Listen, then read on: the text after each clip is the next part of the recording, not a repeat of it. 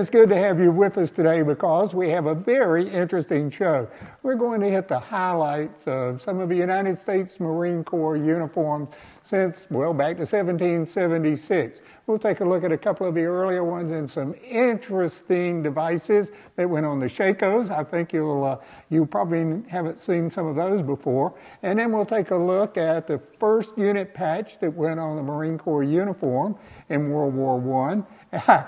You'll be delighted to know it was the 2nd Infantry Division patch because that's where the Marine Regiment served. And before you get all bent out of shape, the Marines had the last laugh because the Marine General got to command the 2nd Infantry Division of the United States Army.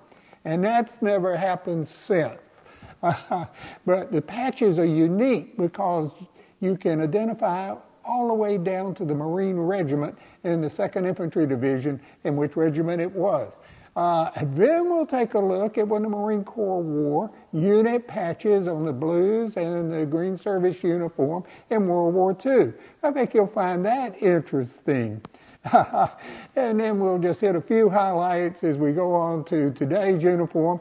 But we'll show you some things that you would not normally see anywhere else. For example, the evening dress uniform, the ceremonial cuffs that go on there. Female company grade, male company grade, female and male field grade officers. That's pretty elaborate embroidery. And then just to make it sure that it's something that you've never seen before, we'll take a look at the ornamental cuffs of the Commandant. I think you'll find that interesting. Say, if you enjoy these, give us a thumbs up. Even better, subscribe. It'll keep us on the air. Okay, come on, let's get going. Always good to start at the beginning. And the first Marines were Spanish Navy Marines that were formed in 1537 by Charles I of Spain. The history of the Royal Marines began in October of 1664 with the formation of the Duke of York and Albany's Maritime Regiment of Foot, which became known as the Admiral's Regiment. The United States Marine Corps was founded 10 November 1775 as the Continental Marines with the mission of ship-to-ship fighting, ship security and discipline, and to assist in landing forces.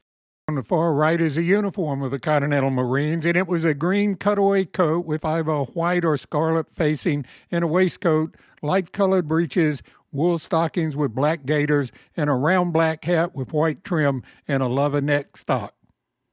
After the War for Independence, the Marine Corps went out of existence until reorganized in 1798.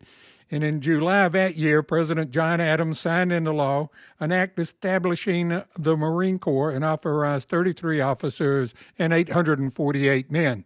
During this period, through the War of 1812, Marines were dressed in blue tailcoats edged with red, white bleaches, and crossbelts and high shakos.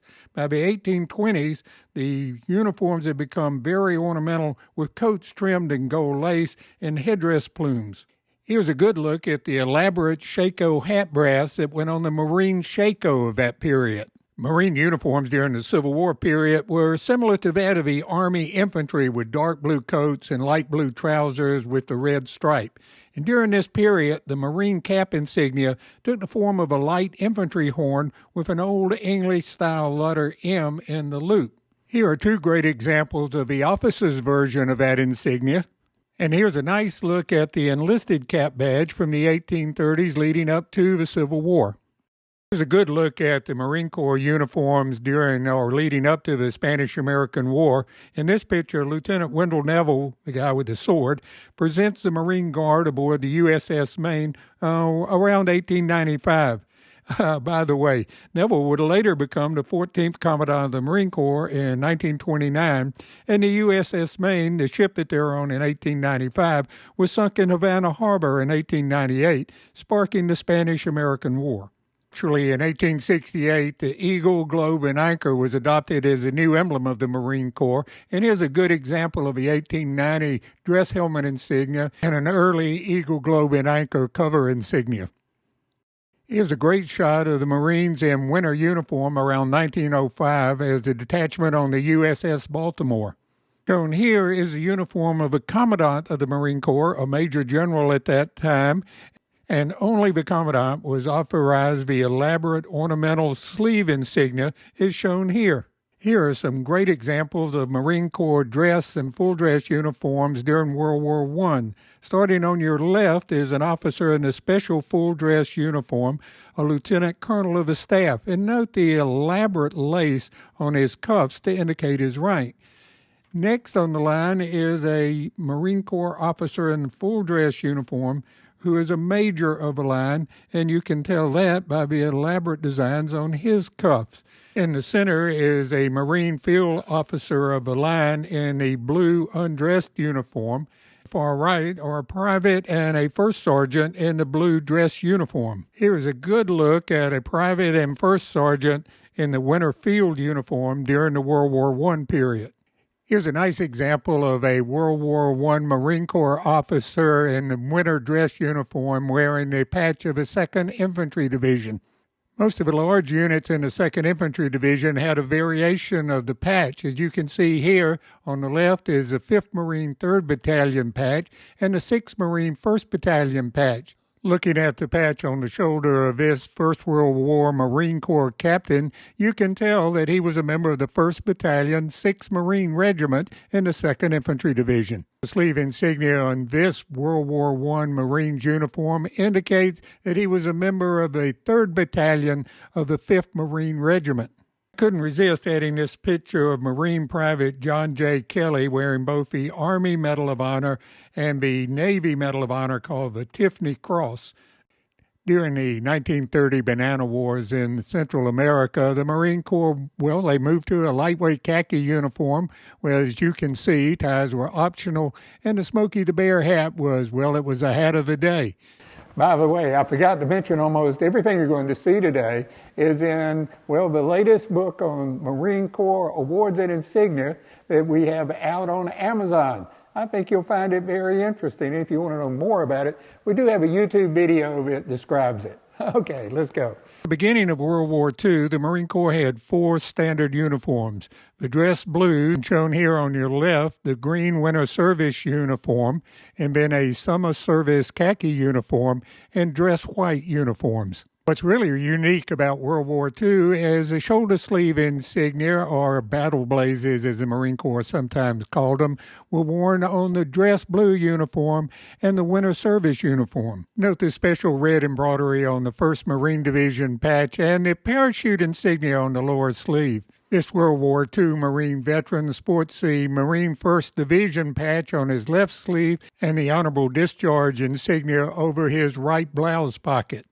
During World War II, Marine combat uniforms were generally adapted from the Army inventory. However, the Marines made extensive use of camouflage uniforms as shown with this group of Marine Raiders.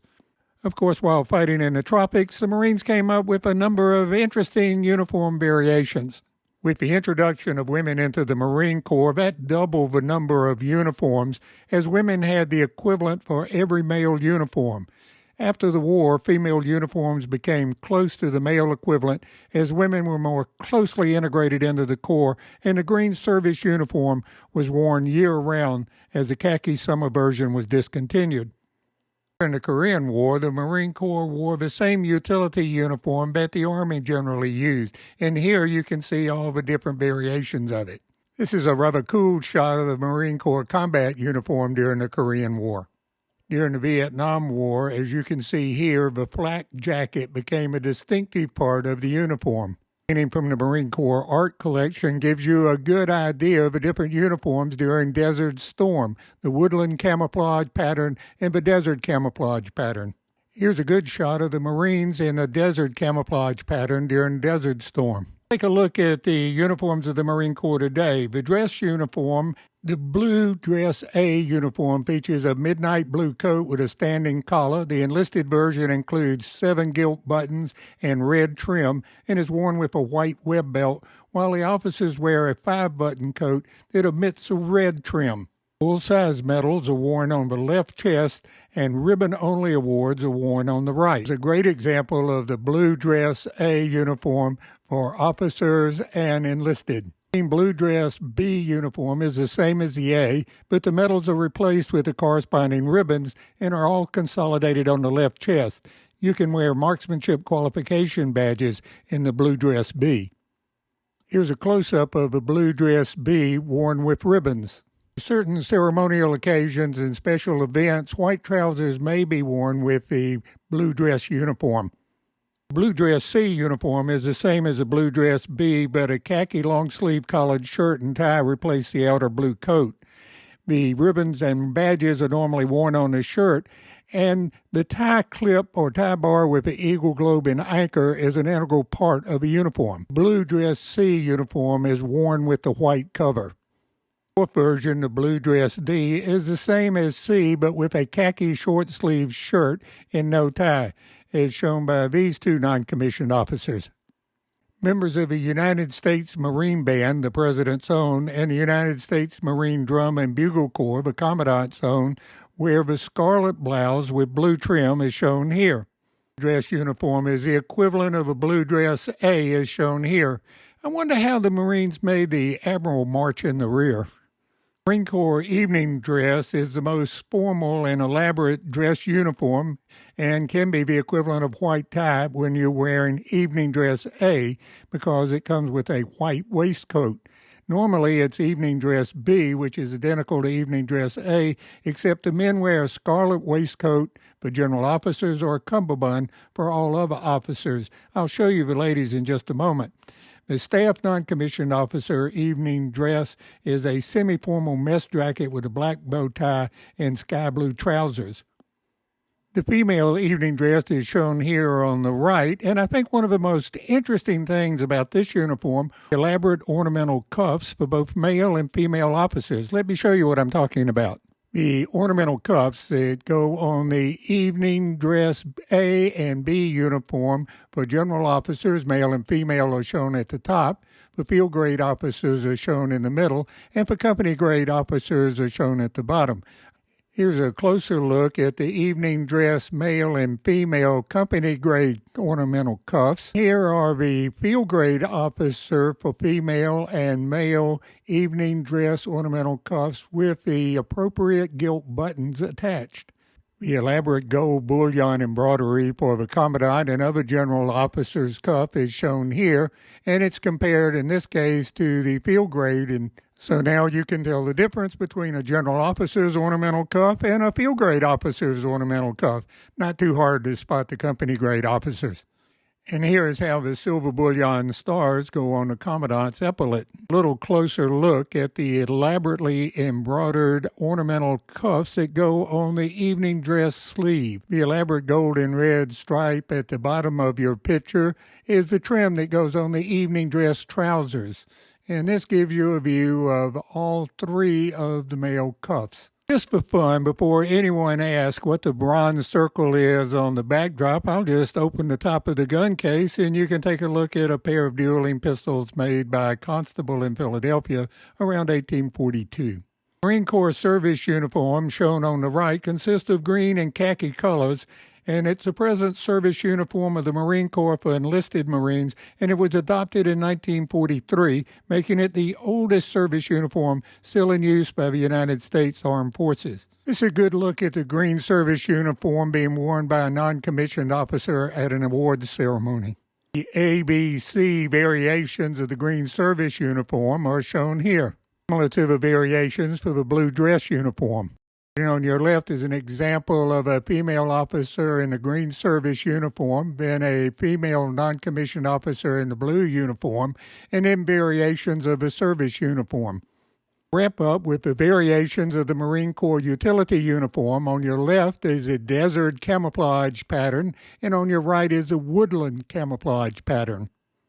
If you want to know more information about United States Marine Corps awards and insignia, this is our latest book by Jim Thompson and I. We've been producing it for 30 years. It covers every Marine award and insignia from the Revolution to today. It's available for you on Amazon, and it can be in your house this weekend.